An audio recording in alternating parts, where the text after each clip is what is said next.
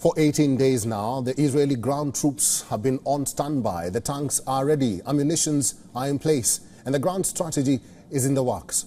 All that is left is a green light from Prime Minister Benjamin Netanyahu. The mission is to enter Gaza on foot and destroy the military capabilities of Hamas. So what is keeping Israel's military echelons from giving the go-ahead? And how will a ground offensive look like? We'll try to decode these questions in the next 2 minutes. A ground invasion of Gaza has been talked about since Israel put the strip under a siege. But the initial urgency for a ground invasion appearing to have waned. It's appearing to have waned. The United States has been pressuring Israel to hold off for hostage negotiations. There has been rumblings inside the Israeli cabinet as well, where there is apprehensions with Hamas's well-connected tunnel system.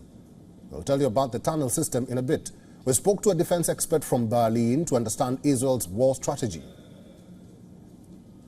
You just cannot start this operation and run this operation without taking into consideration that civilians will die, and maybe many civilians will die.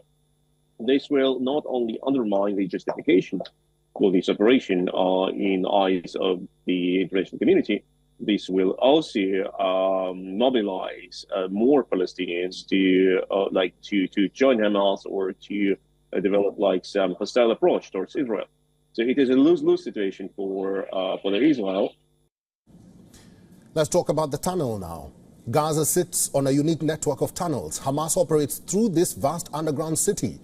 The militant group uses it to store weapons, transport rocket launchers, hide in bunkers, and operates command centers. There are now reports suggesting that Israel is thinking of flooding these tunnels. Reports suggest that the access points to these tunnels are hidden between schools, mosques, hospitals, and other civilian buildings. A Washington Post says Hamas built more than 1,300 tunnels since 2007. The group did not even invent this model. It was adopted from Hezbollah, who developed a similar network in southern Lebanon. So, is a ground invasion imminent?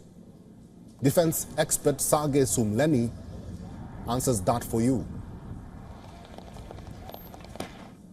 It is impossible to imagine that this Hamas threat can be finished without the army of Israel, Israel Defense Forces, enter Gaza, clean up and find those terrorists and destroy the Hamas structures. It is also in the interest of Palestinians because many of them are also suffering under the Hamas rule.